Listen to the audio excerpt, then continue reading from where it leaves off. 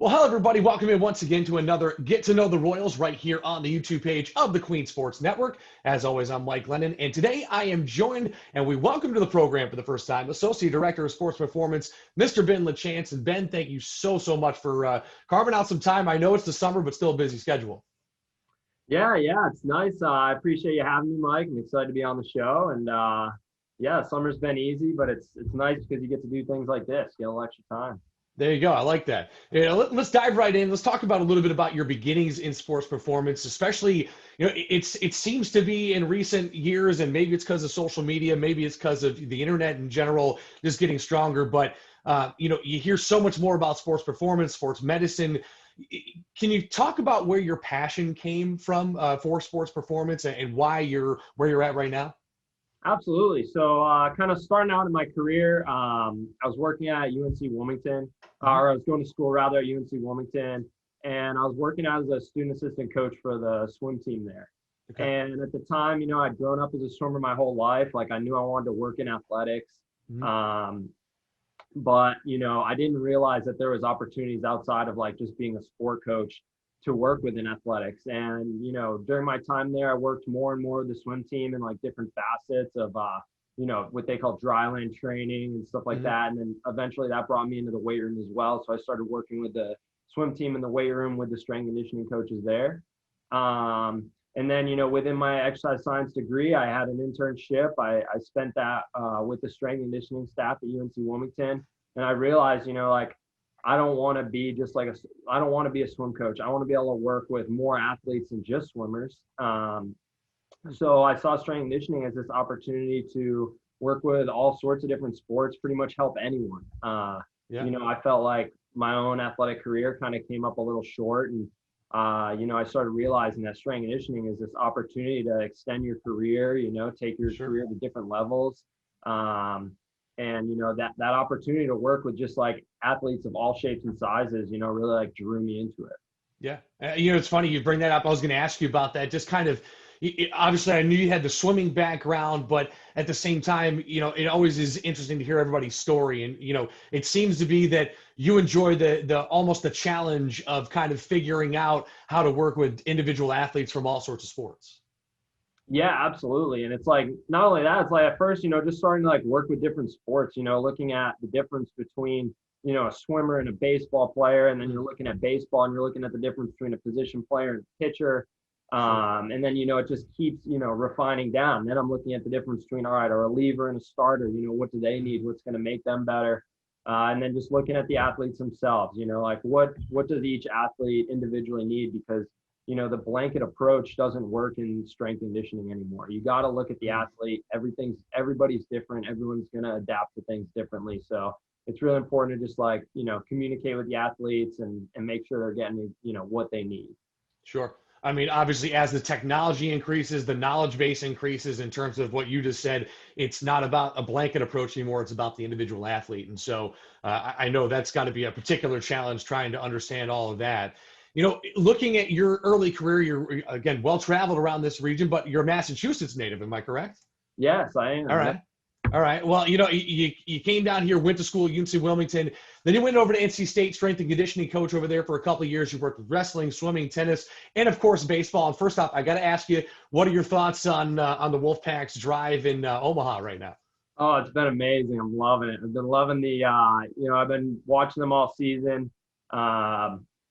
Started out a little rough, and then to have the opportunity to actually watch him play right here in Charlotte was really fun. I got to go see like the strength coach over there. I haven't talked to him in a while. I got to talk to him, watch the Wolfpack play a little bit, and now to see what they're doing in Omaha is extremely impressive. I'm super happy for them, Elliot Avent. I'm definitely watching them. Hope they go all the way. Sure. And of course, our assistant baseball coach, Coach Hull, is down there in Omaha rooting on his Wolfpack as well, because he's a big Wolfpack guy. Yeah. Well, can you talk a little bit about the time also, speaking of baseball, you spent a little bit of time in the Minnesota Twins organization as well. Can you talk about both those experiences, starting with NC State and then heading into the Minnesota Twins organization, kind of what you learned from that and what those experiences taught you? So, I mean, going to NC State was pretty much like very eye-opening for me. It was my connections through swimming that got me up to NC State, got me working as part of that staff. And when I was there, I worked under two like incredible mentors in strength and conditioning who have been around a long time.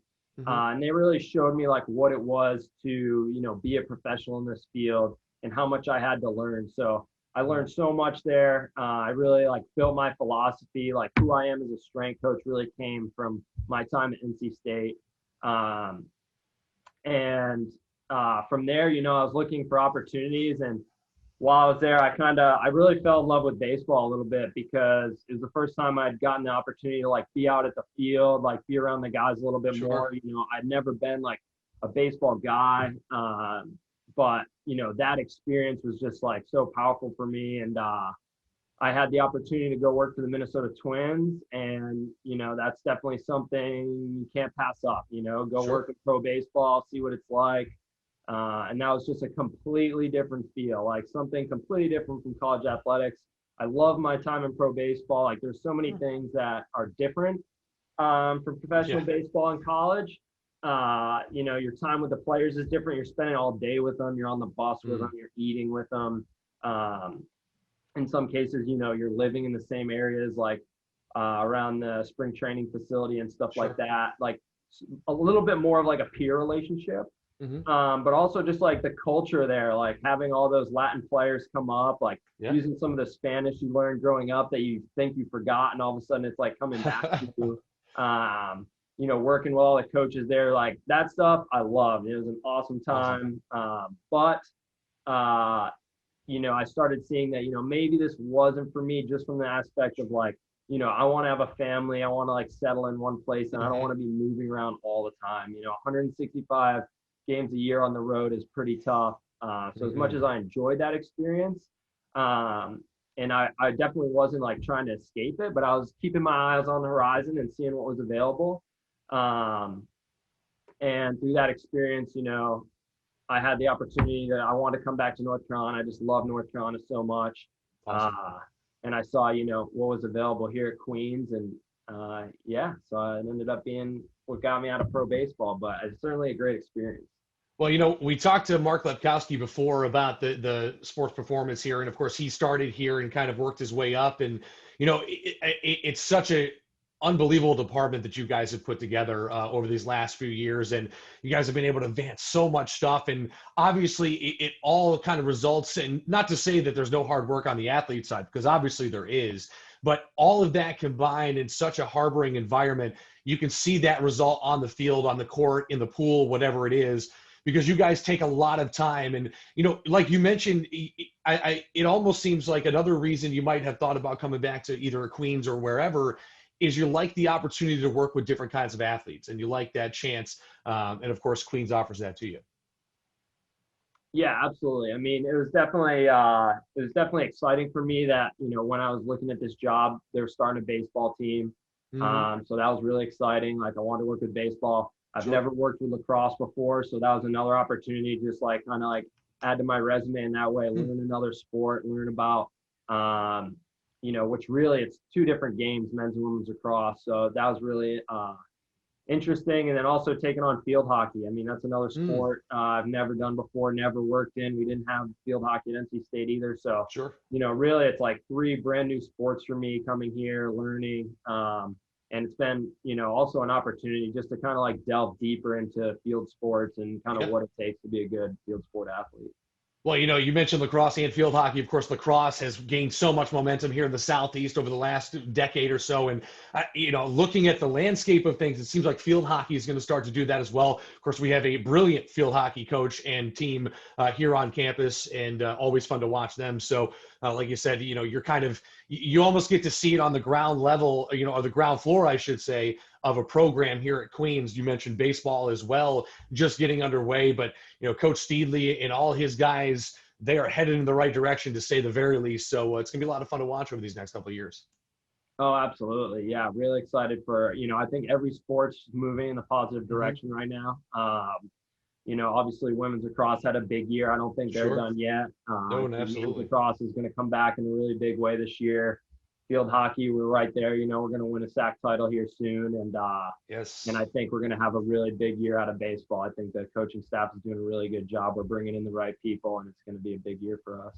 I mean, and that's the thing about baseball. Watching them this year, they had flashes of that in terms of taking down, of course, number 2 Mount Olive, and then a team in Catawba that was also ranked at one point in the top 10 this season, both of which went on to the NCAA tournament, and so on and so forth. So, it's a cool time to be a Royal, that's for sure. And especially you get to see it from kind of the behind the scenes and get to aid in that effort, if you will. Can you take us through, you mentioned summer slows down a little bit for you, not a ton, still some athletes around, but then can you take us kind of when you're in summer and then getting yourself back to in-season mode? I know that's got to be just as hard as any athlete trying to do the same. They're coming back from summer vacation and bang, you're right back to it. Yeah, that's well, first off, like I try to, in the summer, I work around the athlete's schedule, when they can come in, and usually that's in the mornings, before they go ahead and go off to internships or jobs or anything like that. So what kind of helps is it keeps me getting up early in the morning, 5 days a week, because I think that's the hardest thing to adjust to if you start getting like a little bit of a sleep schedule, sleeping in. But every August I start worrying. Every August I'm like, oh no, how am I going to be able to handle getting back to all these hours, long days and stuff? But once the ball starts rolling, like, it's just like really exciting. It's really exciting seeing all the athletes coming back. You haven't seen them all summer, well, most of them, and they're all excited to be here. And, that's a great thing about working college athletics. Like college is such a great time for these student athletes. It's like the best time of your life, right? So I'm lucky because I get to just be a part of that and like kind of pull off that like every year. Their excitement kind of gets me going in the fall. And then once the seasons start rolling, I mean, soccer and field hockey kick off right away. So those are always exciting seasons. So it's not as hard as I always think. Every year I kind of build it up in my head like, oh man, it's going to be tough getting back into a schedule. But, the athlete's energy, the coach's energy, they get us going, and it's never that difficult. Yeah. Well, like you said, you get to be right inside of that atmosphere. And I'm sure it's, I know as a broadcaster, I get going when I see these teams go out there and compete the way they do. And I'm sure you feel the same way. Once you get in season, you're like, yeah, these teams are here to play. Let's get them ready to play. Kind of looking, before I let you go, I guess I'd be remiss if I didn't ask for those folks out there. We're going to start a series, funny enough, with DJ. We're doing a little bit of filming for that in terms of sports performance and just workouts and stuff. But is there anything you can give advice to folks, whether they're athletes that are just coming up to the collegiate ranks or even aging in their life, just kind of some do's or don'ts in terms of sports performance and just the way you see it on a daily basis? Absolutely. This is, and like I talk to the recruits about this a lot too. And, strength and conditioning, like you said earlier, it's becoming more and more prominent. It's getting talked about more. You're seeing more of it on social media and stuff like that. And it's just important. Like, I think that kids can start working within strength and conditioning really early in their careers. I think it does lend to a longer, healthier career. Especially for athletes that maybe only play one sport and kind of need to kind of broaden things up a little bit. But it's really important that you get up with somebody that knows what they're doing and they can assess you and help you kind of learn the movement patterns, because I'll tell you what, I always want my athletes coming in to have experience in the weight room. Sure. But that being said, I would much rather have like a kid who has no experience and who's kind of like fresh clay to be able to like work through the movement patterns than maybe a kid who's built up a lot of poor movement patterns and bad habits over the years, and then you got to break those down and fix those. So it's great. I think a lot of kids like should start getting into it, focusing on it more, but it's important that you're getting with the right people and having the right oversight so that you're not just following the social media trend and putting yourself in the wrong direction when you're trying to do something good for your career.